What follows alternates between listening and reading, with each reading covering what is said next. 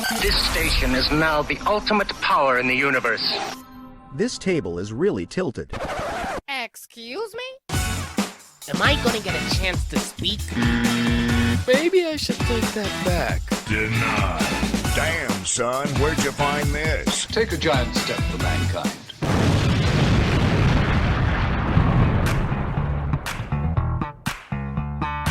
Welcome to the Tilted Table with your hosts, Sean and Joe.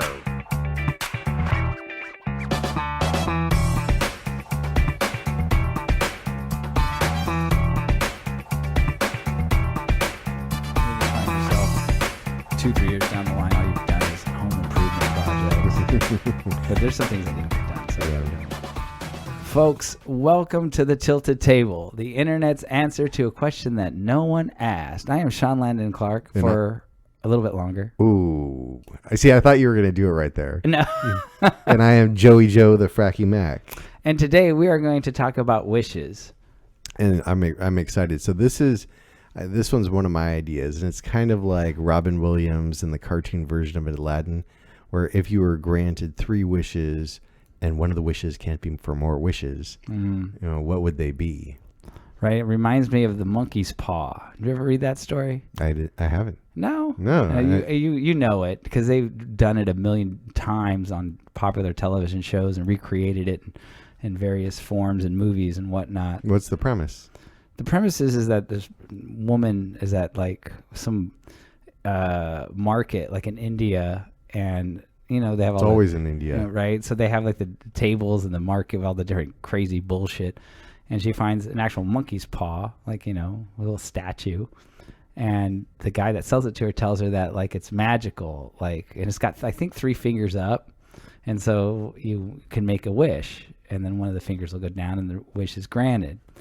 And of course, all of the wishes turn out horrible. That's the whole premise, that when you make a wish, it ultimately turns out bad. You get what you asked for, but it's not the way that you thought it would go out. It's not what you. It's what you asked for, but not what you wanted. Yeah, it's like that. Yeah, so it's a super famous story. I mean, actually, The Simpsons. We were just talking about Joe binging, I guess, 36 seasons of the Simpsons. They did a Halloween special. With sounds like a horror movie premise. Oh yeah. Yeah. So Homer, gets his hands on a monkey's paw, and of course it's The Simpsons, so it's a big goof, and of course the wishes start to go bad, and they're down to their last wish, and it's hilarious. He says, "I'm going to make a wish," and he tells the monkey's paw, "Listen to what I'm telling you. I want this," and he wishes for a sandwich, like a turkey sandwich. Mm-hmm. And he goes, "I don't want any funny stuff. I don't want to turn into a sandwich," right? Like he's like clarifying all these different criteria. And so he gets his sandwich and he takes a bite of it and he comments on how this is good. And he's like, "The turkey's a little dry. Oh, the turkey's dry." It goes into it, right? So Homer. Yeah. So it's the whole, you get 3 wishes. And I mean, there was a whole series of movies. You ever see the Wishmaster films? I'm not into scary films, man. Yeah. I mean, I guess it technically is a scary movie. It's just a low budget horror film. I think they made it's one of those franchises where they have like Wishmaster 29. Like it's Poltergeist. Well, see, at least Poltergeist was like in the theaters at one time. It was like a legit film. I don't think any Wishmasters ever entered a theater. I think they're like straight to DVD. I think it was like straight to Betamax. Yeah, straight to VHS and Betamax, right? Mm-hmm. So yeah, we're gonna talk about some wishes, and I'm gonna let Joe start because I'm still kind of considering which wishes I would put out there. I think So I've actually put quite a bit of thought into this over the years, and I think this is a great icebreaker question to ask people. So one of my first wish, I would like to have all of Superman's powers. I don't know that I need to quote be Superman or per se, but and as far as what does that entail? When I Googled it, I was like, holy mackerel, I didn't realize this guy had this many skills. Yeah, my first thought was, I know X-ray vision, he can fly, and he's got super strength. But outside of that, what other powers does he have? So he has a healing factor. He's telekinetic. Okay. Certainly the leap tall buildings in a single bound. He has an eidetic memory. Okay. I think that's pretty cool. You're invulnerable, and you've got superhuman strength. So not only are you faster than a speeding bullet and able to leap tall buildings in a single bound, but you are only limited by the amount of krypton someone has. Right. Well, you know the guy that played the original Superman on TV, George Reeves? You familiar with this guy? Yeah, yeah. You know, he shot himself in the head, committed suicide. What? Yeah. Faster than a speeding bullet? Don't think so. Did you, really? I have not Oh, yeah, not familiar with this. Oh yeah, I'm gonna have to like look that up here. Well, later. maybe he didn't shoot himself in the head. I think he did. I know he committed suicide. I don't think it was with a gun. I mean, I'm assuming if you can look, I don't know that much about it. If you're going to kill yourself with a gun, I'm assuming you shoot yourself in the head or you put it in your mouth. This got real dark real quick. Apparently. I was going to say one of my favorite Superman superpowers, though, is he has the power of cold breath. Oh, that's right. I do remember that. Yeah, that's right. And you can shoot laser beams out of your eyes. I've never seen that. That's not in the movies. That's in the the thing, comic man. book. Yeah, that's the thing. Well, I'm not saying it's not a thing. I'm sure it's like in the comic books, right? Yeah. But I've never seen it in a movie. Did he ever shoot? You know what? He did in the movie. I'm talking about the Christopher Reeve. Oh, the old schools. Yeah. I've never seen anything new. So I don't watch Marvel or DC movies. I don't watch superhero films. Yeah, no, I don't. Yeah, So- I barely do, but I think those are some, as far as a wish goes, man, that is like some crazy awesome stuff all bundled up into one single wish. The only power Superman has that I think would be cool would be telekinesis. I'd like to move shit with my mind. That'd be pretty dope. What about superhuman vision, like X-ray vision? See, I'm not into that. I'm not sure what I'd be looking at. Wait, look through girls' clothes? Like, what else are you doing with that?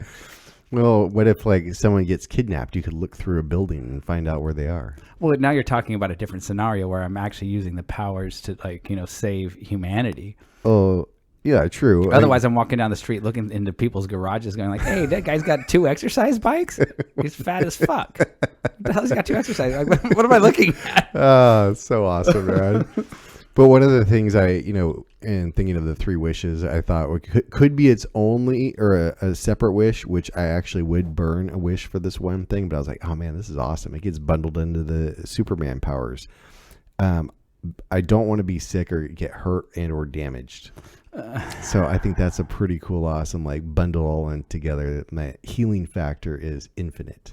Yeah, so the healing factor, I see that. I don't know. I guess maybe I'm thinking more pragmatically than the real world. Pain is part of a process, and no pain, no gain. I know that's a stupid gym reference, but I think in general, pain, whether it's physical, emotional, or whatever it is, it strengthens you. And If you if you don't heal ever yourself, experience though. any pain, then how would you really, grow to be a strong person?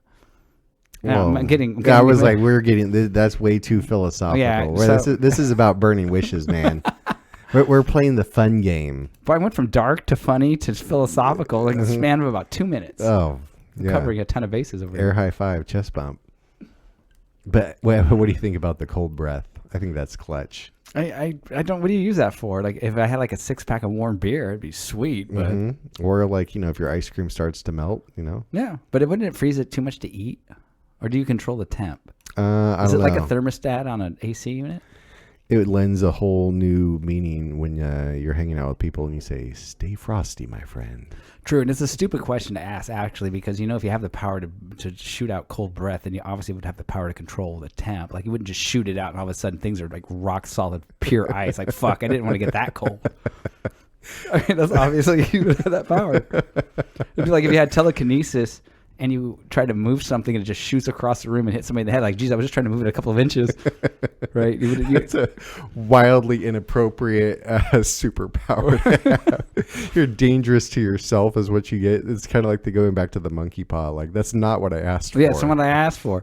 It's like, you remember the TV show The Greatest American Hero? I believe I can fly. I believe I can fly. And that was the whole shtick, was that he loses. For people that don't know this show, it was on for a couple seasons in the early 80s. It was definitely a big part of my childhood. My mom loved this show. Love it. But the premise is the school teacher's out in the desert and aliens drop down and they give him this suit that has all these powers and they give him an instruction booklet how to use it. And through the process of leaving the desert, he loses the damn instruction booklet. So he's got this suit, and he really doesn't know how to operate these powers. So the shtick is he's trying to save humanity, like be a superhero. He constantly can't control how he flies. I think there was an episode where he's supposed to kick in a door, and he kicks it, and it just shoots the door like thousands of feet and blows through a couple walls. And he's like, oh, I don't know, he doesn't know how to use the power correctly. So yeah, I love that show. That was a part of my childhood. Yeah, that was an awesome show. It's one of those theme songs. If you start singing it, totally gets stuck in your head. It's like what do they call it, an earworm? Yeah, it's an earworm. And, again, for folks that may be a little bit younger, TV theme songs were big deals. The last big one was Friends, where it's like an actual song that would be played on the radio or whatever, and it was a full-length version. And the same with, most of the shows from the 80s. The theme songs, of course, you only have 15, 20 seconds that intros the show, but it's actually a full-length song that I don't know if they played on the radio. I guess somewhere they would play it on the radio, or you could get your hands on it. So yeah, they were full songs. And just a note, Alan Thicke wrote a lot of those songs. I did not know this. That's what he was before he was really an actor. And wow. If you don't know who Alan Thicke is, that doesn't really mean much. He's Robin Thicke's dad. Remember Robin Thicke? I love Robin Thicke. I love early Robin Thicke. Well, Robin Thicke now is kind of a tool. Well, when he released the album Paula to try to get his wife back, the whole thing's a nightmare with that dude. But whatever. Yeah, whatever, man. All right, so I am very satisfied with my first genie wish that's been granted. Okay, well, my comic book will be coming to a store near you soon. Me and all my cold breath. Yeah, you and your ice breath. Stay cool, man. Stay frosty. All right, so my first, see, this is the problem is I'm going to drop a wish that I think is just massively, it's gigantic. I wish that social media didn't exist. You're really going to burn a wish on that? I think I would, just because okay. Look, we could get into multiple episodes about this. I'm going to try to keep it down to the one thing that I think I don't like about social media. It's one thing. There's thousands of things people don't like about it. There's a lot of problems with it. But the thing that bothers me the most about it is how much I think it disconnects people from actual people. And that bothers me. That's true. And I see it a lot with my students. They struggle with communicating just even face to face. And I think a lot of the issues with, the inability to be social is part of that. A lot of this awkward kind of behavior and whatnot. I don't think people are used to talking to people face to face. And I think there's a growth process. When you were 10 or 11, the first time you had to shake an adult's hand and look them in the eye and start that process of learning how do you reading body language. Yeah. I just think that was kind of lost. And there's another aspect to that. I'll give you a story that revolves around it. I had a student, his name was Dion, a couple of years ago, and he had a crush on a girl in my class. I think these are seniors in high school. Her name was Chanel. And Chanel was a very attractive girl. And I had her as a sophomore. She was a student of mine as a sophomore, and now I had her again as a senior. And this girl, I think the 2 years I had her, she said 10 words to me. She didn't talk to anybody. And so just that personality is kind of standoffish. So Dion, has a crush on her, but he doesn't know how to approach her because I don't think anybody knew how to approach her, right? She again, she's very attractive and she's very quiet. And so that may have created this aura around her that she's, I don't know what the word would be. She's, I don't want to say bitch or, stuck up or whatever. That's not the case, but that may have been perceived that way. Does that make sense? Yeah, right? I dig it. Yeah. So he asked me, he's like, hey, how do you talk to a girl? What's a good opening line? And I'm like a pickup line? And he was like, yeah, I guess, because he wanted to talk to her. He just didn't know how to approach her. And I said, I'm going to tell you something that you're not going to like this. The best pickup line ever created by anybody is, hi, my name's Dion. Right? You introduce yourself. And I gave him some pointers on, how to possibly, go talk to her. And these are all things that I did when I was a teenager. And I was in the same boat, right? You see a girl that you like and, you're nervous. You don't want to come off looking like a fool or a jackass or a lame-o or whatever. And, but how can you do that without coming across like a jackass, a lame-o, right? So I told him, well, there's a couple strategies. I said, there's two that I think work really, really well. One is actually very basic, is you go up to somebody, say you see somebody across the room, you just go up to them and you compliment them, and you don't try to start a conversation with them. So say you see a pretty girl, right? And you just go up to her and say, excuse me, I'm sorry, I don't mean to bother you, but I love the dress you're wearing. You look so good in this. It's awesome. She's going to do one of two things. She's going to thank you with a smile, or she might blow you off like, okay, whatever, right? Mm-hmm. At that point, whether or not she's receptive to you. So if she says, oh, thank you so much, that's very kind, whatever, now that if you actually, started talking to her, she probably would be receptive to it versus, going up to her, and if she kind of blows it off or looks at you like you're a creep or a weirdo, then well, there's no in for me, right? I'm not getting in on this, right? It's extremely low risk because you're not required to, go up to her and start a conversation with her. You simply go up to her, say that, and you walk away, no matter her reaction. Even if she reacts positive, you just walk away and say, oh yeah, I just wanted to say that, whatever, and you walk away. So now you at least have built a little bit of confidence that she would be receptive to you talking to her, right? And there's another one that's more complicated. I won't get into it. It's more of a schemy kind of way of talking to a girl. But I was surprised at, that he didn't know what to do. But more than that, he clearly has never done this. And I think there's a rite of passage. And it's not, again, it's communication. It doesn't have to be a guy, trying to hit on a girl. But it's just you talking to anybody. It could be somebody who's an authority figure. It could be somebody that you're trying to get a job with or something. It could be any of these situations. Having that skill of being able to I need to address this person or go talk to this person. Mm-hmm. How do I do that? And I don't think a lot of younger people are getting that because everything is really, really low weight and low risk. So say you like a girl, well, you can just DM maybe over social media. Just like one of their pictures. Yeah, like their pictures, and you sit there and you mind how do they react to the like or whatever it is. And I think that is something that is being lost on mostly younger people. And I think it's because of social media. It makes it too easy to interact with people, and it avoids some of the harder parts of interacting with people. Sure, on a personal level. Yeah. Yeah, I get that. And I agree with everything you just said. I don't know that I'm going to burn one of my personal 3 wishes on it, but you do you, man. Well, I got a ton of them. I just went with the ones that felt right in the moment. Hey, that's what I like about you. You're honest and real. I'm on my second beer. And you're doing it for the good of the galaxy. Yeah, I'm doing it for the good. So, yeah, I got a ton of them. And the next wish, I'll keep it a little more basic, not so crazy. See, I wonder how Robin Williams as the genie would respond to your request to get rid of social media. Wouldn't he just get rid of it? But it's Robin Williams, man. I'm sure he'd be super quippy about it and probably have a dance routine and a song.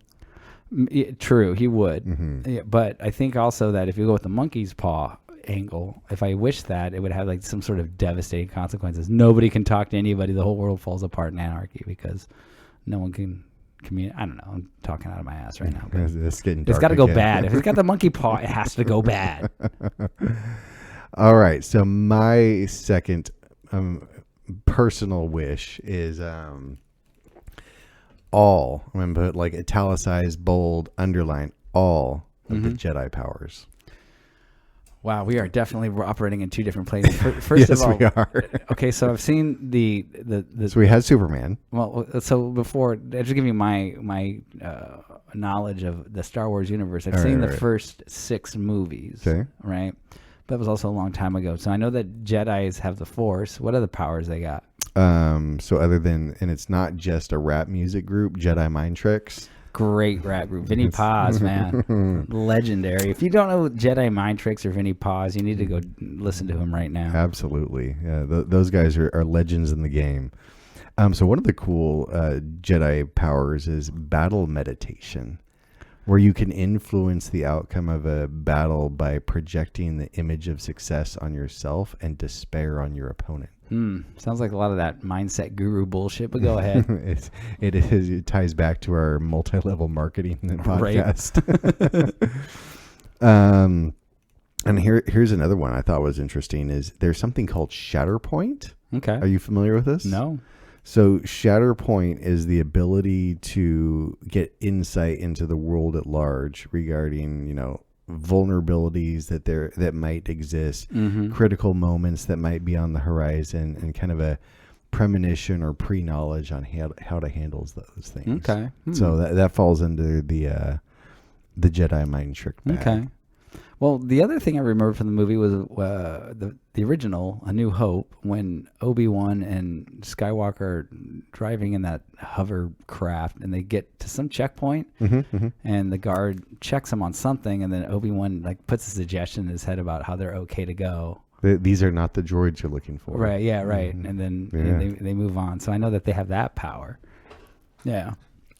The other one I really dig is there's something called a force sense. There's a whole list of these things, man. It's great. What is that? Force sense? It's because you're so in tune with the force that you can sense the location and emotions of other people, even through physical barriers. Okay. I think that would be awesome. Sweet. I could tell how you were doing in a different room or a different town. Okay. I could just text you, Sean, I sense you are sad at this moment. Would you like to talk? Would you like me to DoorDash you a 6-pack of Miller Lite? Always. Yes, always. Miller is one of my go-to beers. I know people hate it. My response is, go fuck yourself. So I think if I'm on my second wish, and I am very happy with this choice, all of the Jedi powers. Okay. All right. And the reason I say all is I forget which one of the, and I'm not a huge Star Wars fan. I'm definitely a Star Trek fan, where Darth Vader basically pulls the planet into the other planet using the Force. I think that's awesome. Yeah. Okay. I was sitting on the couch clapping as I saw that scene. What movie is that? Oh, that's right. I don't remember which one. And it could have been in one of the spin-off Disney shows or whatever. Yeah.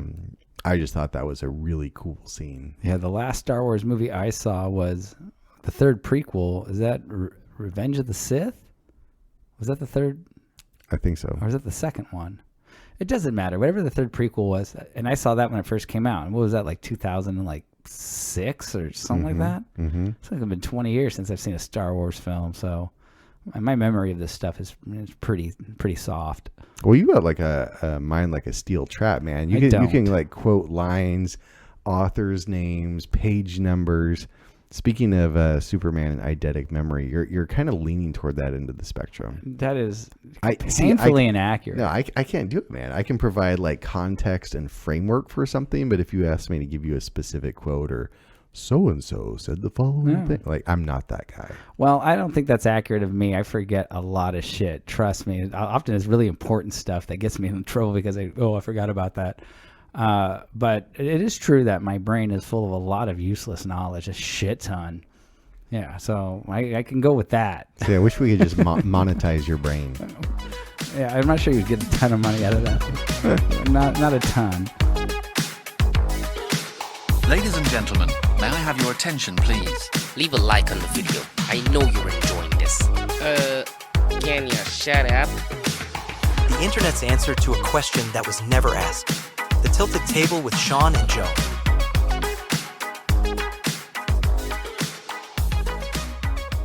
Well, I'll give you another wish that I think I would like. But again, this is a monkey's paw kind of situation where I'm not sure this would actually turn out to be a positive. I guess it depends on to what degree you could do it and how you could control it. And yeah, it goes from there, which would be able to read people's minds. What are they thinking in the moment? See, is that a bridge too far though? You don't want to there's something that, and I don't let you go on this one, but too much knowledge. So I'm saying it's monkey's paw. This would be probably horrible, but I guess if you could hear what everybody's thinking, it would drive you crazy. But maybe it's specific. Maybe it would be specific. I want to be able to read their minds when they're thinking about me or talking about the situation I'm in. Maybe that's the extent of it. Okay, there we go. Yeah, maybe that would be the extent of it. So I'd be able to understand what's going on around me and do some power plays. Because otherwise things could get dark in a hurry. Oh, God, yeah. Well, I mean, I've seen, like, it could be Twilight Zone or some anthology-style show like that, or even a movie where somebody gets that power and it ultimately drives them crazy because they can't stop hearing everyone's thoughts. And if you think about listening to everyone's thoughts, it would be everything from deep, dark, just crazy, secrets and decades of trauma and insanity, all the way down to like people's like grocery list. Like, well, I got to go pick up milk. And you're hearing all that at once. And everything in between would be just absolutely maddening. It's kind of like that scene with Jim Carrey and Bruce Almighty. Never seen Bruce Almighty, but I understand the kind. I know. What? I know, dude. We had an episode about what I haven't seen. Louise. And that one wasn't on the list. I know, it wasn't. It could have been. I'll airdrop you a copy, man. We could do an entire podcast. Just that would be the actual theme of every podcast is movies I haven't seen, and we would be on episode 5,000 and it's probably still going. What other movies haven't you seen? Oh man. Okay, so is there a way and is you're getting your second wish on being able to read people's minds or hear what they're thinking that you can put like guardrails in on it? Yeah, I would be able to, well, again, only things about you. Yeah, it would have to be something about me because I think everybody's been in situations where they're unable to read what somebody may or may not be thinking. And of course, it can get you into a lot of trouble. I can give you one example. I was out one night and there was a guy at this bar. And again, this is a place I know everybody at this bar. We go there to play darts. And he was really drunk, but I didn't realize how drunk he was. And he leaned over. We're in a group of people. Like I said, I don't know this guy. So he's the first time I've ever met this guy. And he leans over and he's like, hey, what do you do for a living? And I decided to tell him, oh, I work for the CIA. I could tell you what I do, but then I'd have to kill you, right? It's a joke. He didn't take it that way. Started going off on this thing about me being a cop and he started, getting all aggressive about it. Oh God. Yeah. And there were a couple, surprisingly, there were these two girls that just stood up for me. And I know both these women, but not super well. And they're like, hey man, why don't you just chill the fuck out? It was a joke. Like they're checking them. Right. And I'm sitting there and I'm like, dude, no man, I'm a teacher. I'm just joking around. Like I'm trying to, and that even made him more angry. He's like, yeah, you don't fucking make jokes about being a cop or whatever. He was really angry. See, that's the kind of moments where I'd like to know what someone's thinking because, again, I'm just joking around. I'm not realizing how drunk this guy is. He's clearly looking for some kind of fight or confrontation, and I just fed right into it and gave him a ton of fuel to work with. Yeah. Yeah. So, I mean, in those kinds of situations, for sure. But I think more pragmatically, most people would like it for, like, let's say your boss comes in and is reviewing your job or looking at you doing your job and you went, what the hell is he thinking? Or like in a job interview, or if you're in a negotiation, and you're trying to get the best deal worked out and you could, hear what the person is thinking. That would be, I think, awesome. And maybe it may actually strip away a little bit of the kind of, surprise of life, because isn't that what kind of life is supposed to be? You take your L's, you take your W's, and oh, I wish I would have done this differently, and I read that wrong, and things like that. Yeah, it's good to have highs and lows and self-reflection. Yeah, so that would be my second one for show. Yeah, I feel like you need to write these down with like an engraving pen or something, and see if in 10 years you look back and like what you think of what you're saying right now. No, I think it'd still be the same. Well, who knows? And you say I have eidetic memory. You think I'd remember that in 10 years? I'm probably will forget that I even talked about this. Oh, man, that's awesome. So part of me on my third wish was almost to be like, my wish is to keep my wish in my back pocket for when I need it in the future. But I'm like, that's not the point of this exercise. So I have something for you. Okay. It's a twofer. And I think it qualifies as a twofer because it involves generally the same person / character. Okay. So sticking with my theme of Superman powers, all of the Jedi powers, I would like to have the skills, talents, and powers of Neo in the Matrix, Okay. and John Wick. Okay. Right? So and it'd be like, okay, well... do you want the power of bad acting by Keanu Reeves? See, this is where I do this. Ready? I'm going to give you my Keanu Reeves impersonation. Go ahead. Whoa. Yeah, okay. Yeah, that was good, right? It was, well, I'm going to say it was accurate. So I think one of the neatest, like, Neo from the Matrix skills, other than knowing Kung Fu, because one of my favorite movie scenes of all time, but is the ability to manipulate reality. I think that's like speaking of the Matrix, I think that's pretty darn awesome. Or what you could refer to as reality warping. So I saw the first Matrix. I never saw any of the sequels. What does it mean to manipulate reality? To change, so say like a solid wall, right? Mm-hmm. And there's a scene where you can like stick your hand through the wall, and it's kind of like a solid liquid type of thing, where you can get to the other side. Okay. Or you could change the perspective of what someone sees or what you see. All right. Okay. I hear you on that. I don't like this. I like that. Let me change it. Okay. Mm-hmm. Was that big sigh because I hadn't seen any of the sequels? It was my exaggerated sigh like that. Some of these things have got to be criminal. I'll go so far as to say un-American. Oh, okay. Well, right. Bruce Almighty and the other Matrix movies. Okay, the last Matrix movie was garbage. But that's what I understand. That Matrix Reloaded was terrible. But number 2, number 3, I could totally dig them. No, wait, isn't Reloaded the third one? It was Resurrections was the most recent one. That did. When was that? That was terrible. That was 23. Okay, that's super recent. Was Reeves in that? Yeah. Oh, okay. Yeah. Okay, reprised. Not good. Skip. Skip. I'm going to go off on just a little detour. I actually covered the making. Making. That's a stupid thing to say. They were shooting a scene for the second Matrix in Alameda on the old. I think it's an Air Force base, and I went to go cover that. So that was kind of cool. That's really cool. Yeah, when I was a reporter for the Oakland Tribune, like with like all of the camera angles and all that kind of stuff, or was it like a set? So what they did was, it couldn't have. No, it had to be the second one. The scene where Carrie-Anne Moss is riding the motorcycle down the highway. Mm-hmm. Yeah. That's the scene they were shooting.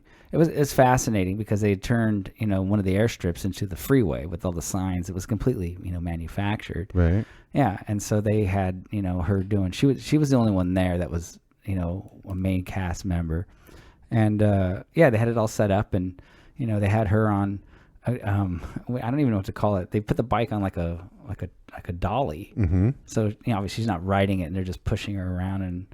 But if if people have ever seen a movie being made, it's the magic happens in an editing room. Right. So you see the cars on the freeway, and they're obviously these quote unquote stunt drivers. But keep in mind it's probably a quarter-mile stretch of made up freeway. Mm-hmm. So the directors there got her on the motorcycle on this little like dolly thing, and he's like, action, and everyone's driving. If I had to guess the speed, they were going maybe 15 miles per hour. Okay. And they're running her through, and they're shooting all these kind of connected scenes. Obviously nothing is shot in linear order. So and I've never seen the film. I have seen that specific scene. So anytime you see what looks like because it looks like it is a real motorcycle doing something like a jump or whatever, that's not her, right? The scenes where you're getting close-up shots of her, that's what they were filming, kind of that stuff. Oh, gotcha. Yeah. Okay. And so, of course, they, speed everything up, make it in the editing room, like the cars are flying down the freeway and she's flying down. To watch it actually being filmed, it looks boring. Not boring, but it's obviously not the same thing. The other thing is any kind of explosions. If you see an actual explosion on a movie set, all you hear is like a small pop, and you'll see like maybe fire and smoke come out, and it's so anticlimactic. But if you see it in the theater, it's like boom! It's like a big explosion. Mushroom cloud. Yeah, it's like a massive explosion. That's cool. I didn't know you got to go do that. That's awesome. A local guy was an extra in the movie, and he called us up and said, "Hey, I can get you in if you want to do a story." Because he wanted us to do basically a story on him because he's trying to be an actor. So Got it. yeah, so it was pretty cool. I was on that set for, I don't know, 3 or 4 hours, and it's a lot of hurry up and wait. You're just standing around. So yeah. I totally dig it. Oh, and I think one of the other cool scenes, and especially in the first Matrix, is at the very end when Neo fully realizes his powers and he's battling Agent Smith, and then he's standing in the hallway, and then the 3 agents all unload their guns, and there's like a hailstorm of bullets headed towards Neo, and he just turns and looks, and then like sticks his hand out, and they all just stop midair. Yeah. I was like, what? There you go. See, and I should have known that's what you mean by like manipulate reality. Yeah. That is fantastic. Cool. And since we're talking like same person, basically, I like how John Wick is like the master martial artist of all disciplines, regardless of your opponent's size. And aside from being a master marksman and just ultimate badass at all things, like the way that guy can drive a car and ride a motorcycle while fighting with a samurai sword at the same time, like that's awesome. Oh, yeah, super cool. So yeah, dude. So those are my 3. That's my monkey paw. I'm gonna John Wick, Neo, Superman, and all the Jedi powers. Yeah, I think if you walked around with that kind of talent, you would call it's not a stroll, it's a swagger. Okay, right on. Well, my last wish, I think, is more of like, I don't know if you would I'd call it going back in time, because it would be very specific to the 80s and 90s. My third wish would to be on a sitcom during that time period. That would be fucking awesome. Like Boy Meets World or Alf? Not so much like that. I'm thinking more like Cheers or Three's Company, maybe more adult oriented. Although I was a kid in the 80s, and they're going to stick me probably on a show that would be more like Boy Meets World or Saved by the Bell or some shit like that. What was the one with the little girl who was a robot? That was Small Wonder. Yeah, there we go. Yeah, so I grew up on sitcoms. It's still one of my favorite forms of television, even though they don't really make them a whole lot anymore. But again, in the 80s and 90s, they were super popular. And I was a massive fan of Three's Company. It's one of the first shows I really remember watching like every week, and I was a really young kid. I think that show ended in 84. And so I was 10 years old when the show ended, but I was watching it from about 6, 7, 8, 9, 10, late 70s, early 80s. And when Cheers came on, I fell in love with Cheers, and I just felt like, man, it would be great to be a cast member on that show. And I don't know if I've ever talked about this. I think I probably have. My dad went to film school, and so my dad was at least on the cusp of Hollywood when I was a child. He worked for a company called Empire Pictures, and they did basically knockoff B films. So their most famous production is a knockoff of Gremlins. It was a movie called The Ghoulies, and it's the same shit. And so I was around that kind of... The Ghoulies? The Ghoulies, okay. Yeah. And it was fairly successful. At least for Empire Pictures, it was fairly successful. And so I was around it, and again, I don't know if I've talked about this. I was in a McDonald's commercial when I was 8 or 9. What? Yeah. No, I never heard this. Oh, I've never heard of this. So, I was in a McDonald's commercial. And man, you've had quite the life. Well, I don't know about that. I mean, look, there's a million commercials out there. A lot of people have been in commercials. I don't think it's anything extraordinarily amazing. But the whole thing was, I didn't pursue this. I wasn't an actor. I didn't want to be an actor. I never wanted to be an actor, even as an adult right now. I'm not really drawn to it. It's funny that I would say I'd want to be in a sitcom, even though I don't think I have a desire to really act. I think it's just more of the fantasy of it's not real, but when you're a kid and you're watching it, there's enough where you can insert yourself into this is like a real thing. As an adult, you're like, oh, that would have been a cool show to be on. It would have been awesome to do, that series. So basically what happened, and I'll keep this short because I don't want to spend a bunch of time.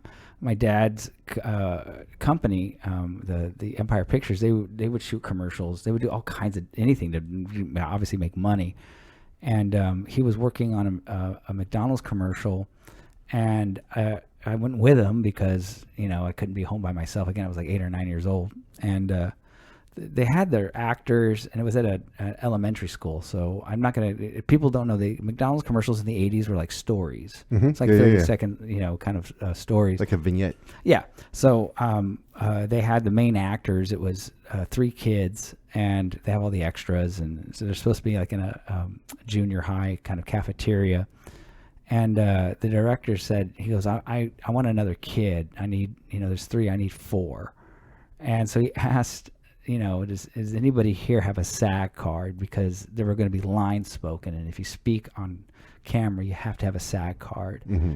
And I had a SAG card because I'd done a bunch of stuff with my dad's films. So my dad just says, oh, my son has a SAG card. And I'm sure there were other people there. I don't recall anybody else saying, like, oh, I have a SAG card. My kid has a SAG card. I'm sure there was. He just says, okay, come on. And he's all, I need you to do this, and this, and this. And I was freaked out of my mind because all of a sudden, like, wait, I'm fucking in a commercial. Now, I had acting experience because I've acted in a lot of my dad's films. So it's not like I didn't have experience. It wasn't a thing I really wanted to do. When I acted in my dad's films, it was more like I get to play with my dad. That's the way it came across to me, was like, oh, we're going to do this scene and you're going to do this thing. And I'm like, oh, cool. There was no pressure. Mm-hmm. Now I feel like there's, pressure. So yeah. And, we did the scene. And that was fine. I had one, I think I only had one line. It's funny. I haven't seen this commercial in fucking 35 years. But and I don't even know where to get it. I wouldn't even know where to find it. But anyways, so I have no real desire to be an actor. But when you look back at those things, it'd be super cool to be in a sitcom, especially during the heyday of sitcoms. For sure. Yeah. Would you be? Oh wow, man! I just totally pulled a blank. Who's Al Bundy? Yeah, Married with Children. Yeah. I could see you totally on a Married with Children type of sitcom. Be Bud Bundy. Yes. Yeah, I mean, I think that you hang out with Christine Applegate. That's a plus. Yeah, right. Yeah, she's an amazingly beautiful woman. It's funny because it's like, well, what kind of character would you be? Well, if you're an actor, you could be any character. I'm not an actor, so it would naturally default to what I call the Jerry Seinfeld effect, which is you are who you are, and we're going to build the character into who you are. Mm-hmm. It's the same with Charlie Sheen in 2.5 Men, right? Right. Was he really even acting? Right? Was Seinfeld really acting? No, he's just being Jerry Seinfeld, and that worked. That's why you can't see, Seinfeld ain't going to do any other acting. He can only play himself. Sure. So that would be my third wish. Yeah, I like that one. That's a really good one. I'd say out of the 3 that you had, like that, if I can vote, I would say that's definitely my favorite. Oh, okay. I think if I had to choose one of yours, it'd be The Matrix. Matrix. To manipulate reality would be pretty dope. Right? Yeah. Turn a stairwell into a hallway, like, immediately. Like, yeah. To create portals to go from A to B, out of thin air. I think that'd be pretty awesome. I wake up in the morning and manipulate my reality where I ain't going to work today.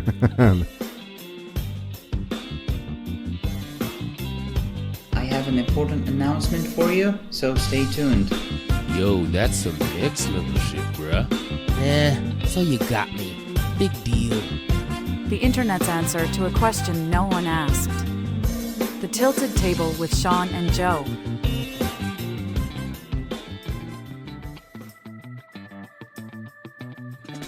Folks, thank you for tuning into another episode of The Tilted Table, the internet's answer to a question that no one asked. I am Sean Landon Clark. And I am Joey Joe, the Fracky Mac. And I have a 4th wish. Yeah. That we're going to do episode 43 next week, Absolutely, baby. man. On our way to 52. 52, that's going to be the golden one. It's going to be the golden. We got a special surprise for that. Awesome. All right. Peace.